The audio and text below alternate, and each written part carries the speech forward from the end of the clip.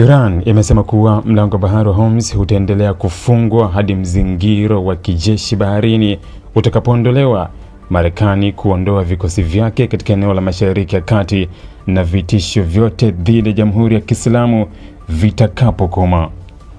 Kauli hiyo imetolewa hii leo Alhamisi, Agosti 6 mwaka 2026 na mbunge wa Iran Behimam Said, ambaye alisema Iran haina mpango wa kulegeza msimamo wake kuhusu njia hiyo muhimu ya kimataifa hadi masharti hayo yatakapotekelezwa.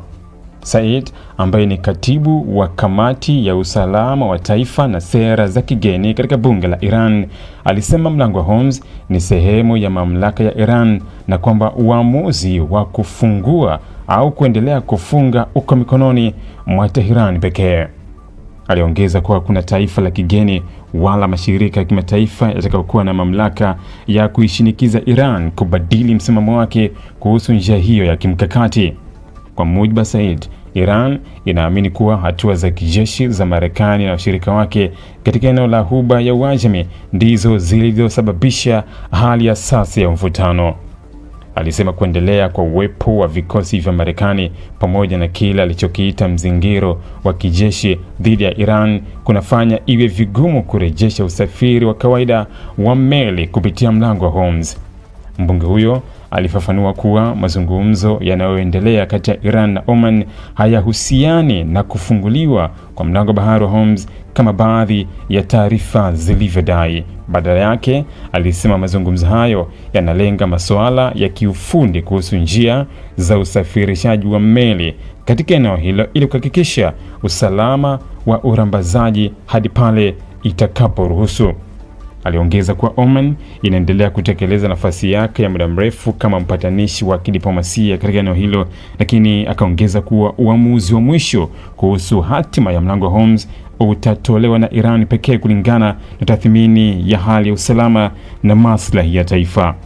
Katika tamko lake, Said alieleza kwa mlango wa Hormuz ni moja ya silaha muhimu zaidi za kimkakati ambazo Iran inazo.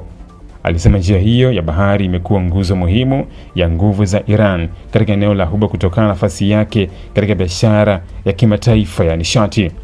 Mlango wa Hormuz ni rasilimali kubwa kwa Jamhuri ya Kiislamu ya Iran na uwezo wake wa kuzuia maadui ni mkubwa zaidi kuliko hata bomu la nyuklia, alisema Said, akisisitiza kuwa thamani ya njia hiyo haipimwi tu kwa biashara mafuta bali pia kwa nafasi yake katika usalama wa taifa la Iran.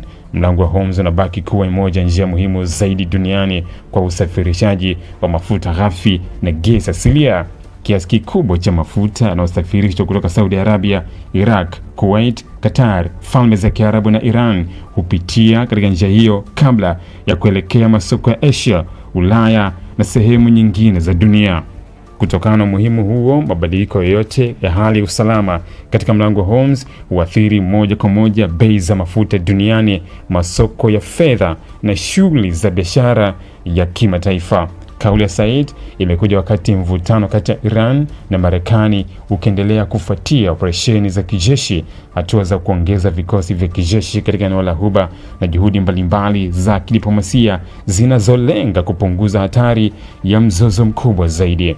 Hata hivyo, msimamo wa mbunge huyo unaonyesha kuwa Tehran bado inaona kuondolewa kwa shinikizo la kijeshi kutoka Marekani kwa sharti la msingi kabla ya kuruhusu kurejea kwa shughuli za kawaida katika mlango wa bahari wa Hormuz. Ili kuwa mwanafamilia bora wa Global TV, usisahau kusubscribe, like, kushare na kucomment. Baada ya kusubscribe, bonyeza alama ya kengele ili kupata taarifa kwa kila video inayopanda Global TV Online.